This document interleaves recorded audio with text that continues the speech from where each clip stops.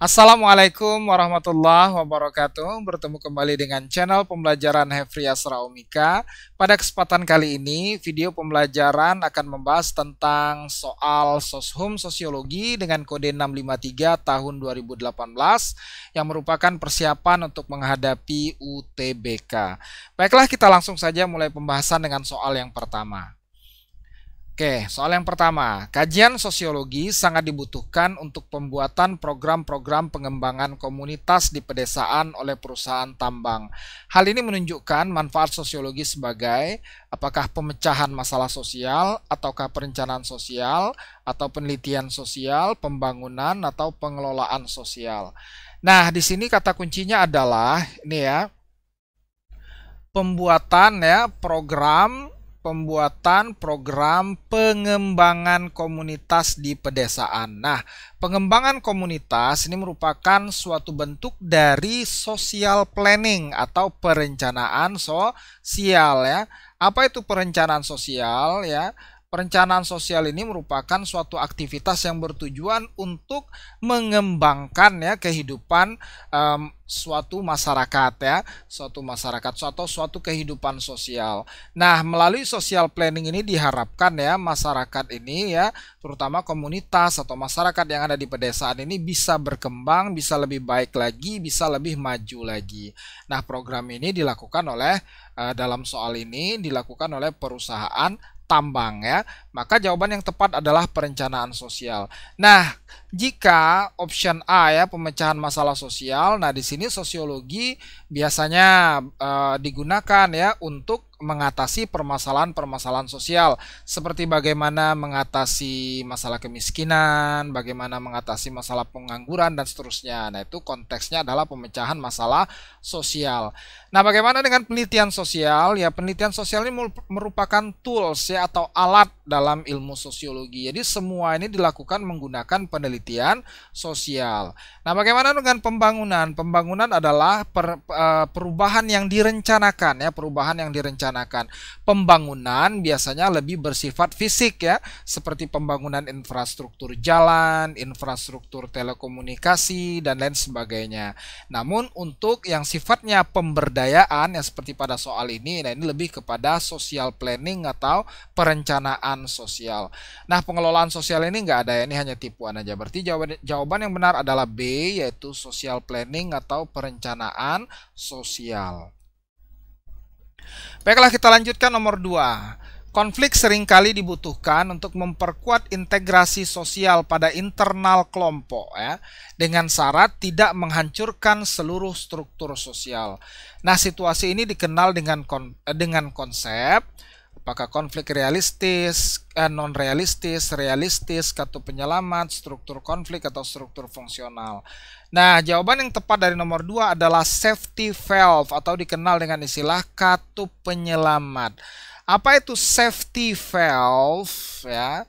Safety valve. Nah, safety valve ini merupakan suatu wadah ya di dalam suatu organisasi yang berfungsi untuk menampung aspirasi-aspirasi dari anggota kelompok tersebut yang tidak setuju, yang tidak senang, yang merasa kecewa dengan suatu kelompok, maka dia bisa menyampaikan aspirasinya melalui safety valve tersebut atau katup penyelamat. Ya, misalkan di dalam suatu perusahaan ya, para pekerja ini membentuk yang namanya organisasi buruh misalnya ya, organisasi buruh. Nah, melalui organisasi ini maka para buruh dapat menyalurkan aspirasinya, dapat menyampaikan keluhan-keluhannya, apa kesulitan yang dihadapi, ya, apa yang diharapkan, yang diinginkan, perubahan seperti apa, gajinya seperti apa. Nah, ini bisa disalurkan melalui organisasi buruh sehingga konflik yang terjadi itu dapat memperkuat integrasi sosial ya dalam internal kelompok tersebut. Hasil konflik yang terjadi itu bisa dijadikan sebagai bahan untuk memperbaiki kelompok tersebut. Nah, ini yang disebut dengan safety valve ya atau katup penyelamat. Oke, kita lanjutkan nomor 2. Dalam masyarakat terasing masih ada tradisi hidup tanpa listrik dan tidak menggunakan kendaraan bermotor sebagai alat transportasi. Hal ini menunjukkan bahwa kebudayaan dalam masyarakat tersebut berperan sebagai ya. Nah, di sini kata kuncinya ini ya, tradisi hidup tanpa listrik dan tidak menggunakan kendaraan bermotor.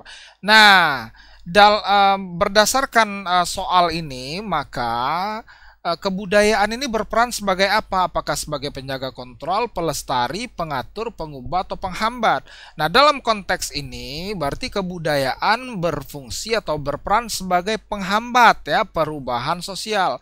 Mengapa demikian? Karena budaya masyarakat tersebut melarang anggota masyarakatnya untuk mengalami perubahan sosial, dilarang menggunakan listrik, dilarang menggunakan kendaraan bermotor. Ya berarti dalam konteks ini jika kita tinjau dari aspek perubahan sosial, maka kebudayaan dalam konteks ini berperan sebagai penghambat perubahan sosial ya. Oke, kita lanjutkan. Berikut ini merupakan contoh status sosial yang diperjuangkan. Apa itu status sosial yang diperjuangkan ya? Status sosial yang diperjuangkan ini adalah achieve ya. Achieve status ya. Nah, kalau status yang diperoleh sejak lahir itu adalah ascribe ya. Ascribe status ya, ascribe status. Nah, achieve status merupakan status yang diperjuangkan ya, yang mana aja di sini. Siti berhasil lulus di perguruan tinggi negeri. Nah, ini tentu saja berjuang ya, ini achieve ya. Alan sukses menjadi pemain badminton. Ya, menjadi pemain badminton itu butuh perjuangan, butuh pengorbanan, butuh usaha yang keras. Ini juga achieve. Budiman terpilih sebagai bupati, menjadi bupati juga butuh perjuangan. Ini merupakan achieve. Hadi Kusumo dinobatkan sebagai putra mahkota. Nah, inilah yang bukan achieve. Ini adalah ascribe ya. Kenapa ascribe? Karena gelar putra mahkota atau gelar kebangsawanan itu tidak bisa diusahakan. Karena hal tersebut merupakan sesuatu yang diperoleh melalui kelahiran. Jadi tidak bisa diperjuangkan ya. Seseorang terlahir untuk menjadi putra mahkota dan lain sebagainya. Nah, ini ascribe 1 ya. Berarti ini yang tidak ya. Subhan diterima sebagai karyawan melalui tes. Nah, tesnya adalah bentuk usaha ya. Harus diusahakan, harus diperjuangkan. Berarti jawaban yang benar karena di pertanyaan kecuali adalah poin D ya, option D. Ini yang tergolong ascribe ya, sehingga dia bukan achieve. Jadi jawaban yang benar adalah D. Baik, kita lanjutkan. Nomor 5. Sistem stratifikasi yang memungkinkan anggotanya untuk mengubah status yang dimilikinya disebut stratifikasi. Achieve ini status sosial yang diusahakan. Ascribe status yang diperoleh sejak lahir. Tertutup ini kasta ya. Nah, yang memungkinkan untuk mengubah status adalah stratifikasi terbuka ya. Stratifikasi terbuka atau open social stratification ya. Open social stratification ya. Nah, gambarnya seperti ini ya, stratifikasi terbuka. Nah, stratifikasi terbuka itu panahnya akan menembus garis batas ya. Nah, gini panahnya. Jadi dia bisa naik, bisa turun ya, bisa langsung ke atas, bisa. Yang penting dia melewati garis batas dari stratifikasi sosial tersebut. Nah, ini disebut dengan stratifikasi sosial terbuka. Ya, contohnya apa? Stratifikasi yang bertipe demokratis ya. Oke, itu contohnya. Kita lanjutkan nomor 6. Sekelompok pengungsi yang mencari suaka politik dan kemudian memindahkan kewarganegaraannya merupakan contoh mobilitas sosial. Apakah dia naik? Ya tentu saja tidak ya. Turun juga tidak. Antar generasi tidak, karena ini tidak dibandingkan antara satu generasi dengan berikutnya. Intragenerasi juga kurang tepat ya. Yang pas di sini adalah horizontal. Kenapa horizontal? Karena ketika mereka mencari suaka politik, maka berarti mereka jika mereka mendapatkannya, maka berarti mereka pindah kewarganegaraannya. Nah, pindah kewarganegaraan tidak menjamin perpindahan status sosial ya. Mereka tetap berada pada lapisan yang sama, hanya kewarganegaraannya saja yang berbeda. Maka jawaban yang tepat adalah mobilitas sosial horizontal karena terjadi pada lapisan yang sama. Ini jawaban yang benar. Oke, kita lanjutkan kembali. Nomor 7. Dampak positif program transmigrasi adalah membaurnya pendatang dan penduduk asli. Ini ada kata-kata membaur ya, yang dapat memperkuat. Nah, pembauran tersebut ada dua jenis ya, ada asimilasi, ada akulturasi. Nah, dampaknya adalah memperkuat integrasi sosial atau persatuan dalam masyarakat. Nah, ini asimilasi ini bentuknya ya. Ini bentuk perbauran yang menghasilkan suatu budaya baru. Amalgamasi ini juga merupakan proses perkawinan campuran.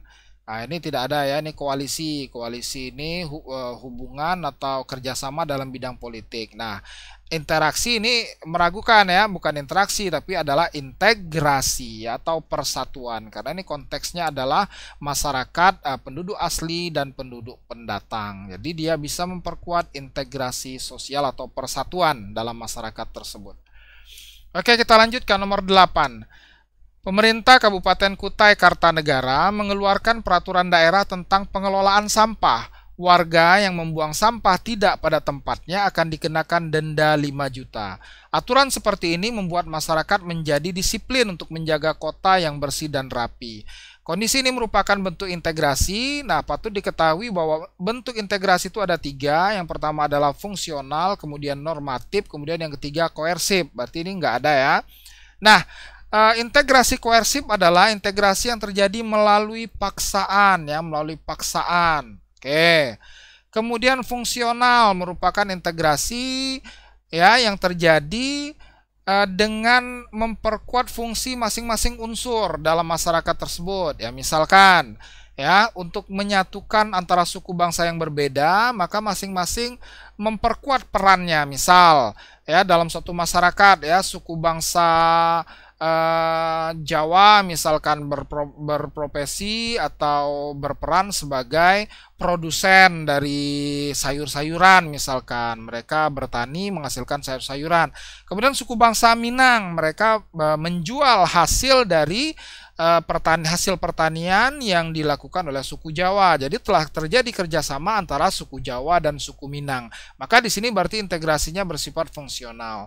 Kemudian normatif. Normatif adalah dengan cara mempertegas norma yang ada dalam suatu masyarakat sehingga mereka bersatu. Nah, dalam konteks ini kita lihat ya, pengelolaan sampah akan dikenakan denda. Nah, denda ini merupakan bentuk dari norma. Maka yang tepat adalah integrasi normatif ya, dengan cara memperkuat norma yang ada di dalam masyarakat ya. Nah, maka yang tepat adalah integrasi normatif ya. Baiklah, kita lanjutkan nomor 9. Perubahan sosial dipengaruhi oleh faktor-faktor pendorong dan penghambat ya. Faktor pendorong untuk mempercepat perubahan. Nah, mana yang mendorong ya, mempercepat? Mengikuti mode pakaian tertentu ya. Nah, ini belum tentu ya, ini belum tentu dapat mempercepat perubahan. Menerima teknologi modern. Nah, ini yang benar ya. Dengan teknologi modern seperti sekarang ya, adanya teknologi komunikasi, informasi ya. Nah, ini dapat mempercepat proses perubahan sosial, di mana kita lihat pada saat ini ya, kita sudah berada di era digital, revolusi industri 4.0. Semua aspek dalam kehidupan kita sudah dimudahkan dengan perangkat komputer, dengan dunia digital seperti sekarang ini ya. Nah, ketika kita menerima teknologi modern itu, maka itu akan mempercepat perubahan sosial yang terjadi. Oke, menganggap kebudayaan paling unggul ini merupakan etnosentris, membatasi penggunaan. Nah, ini berarti tidak menerima ya, membatasi penggunaan ini berarti membatasi pemakaian teknologi. Mengubah kebiasaan-kebiasaan konsumtif ya, ini tidak pada konteksnya. Jadi yang benar adalah B, menerima teknologi modern. Baiklah, terima kasih sudah menyaksikan tayangan pembahasan soal melalui channel ini. Jangan lupa untuk like, kemudian share dan subscribe channel Hefri Astronomika bagi yang belum subscribe. Terima kasih atas perhatiannya. Kita bertemu kembali pada video-video pembahasan soal berikutnya. Demikian saja. Wassalamualaikum warahmatullahi wabarakatuh.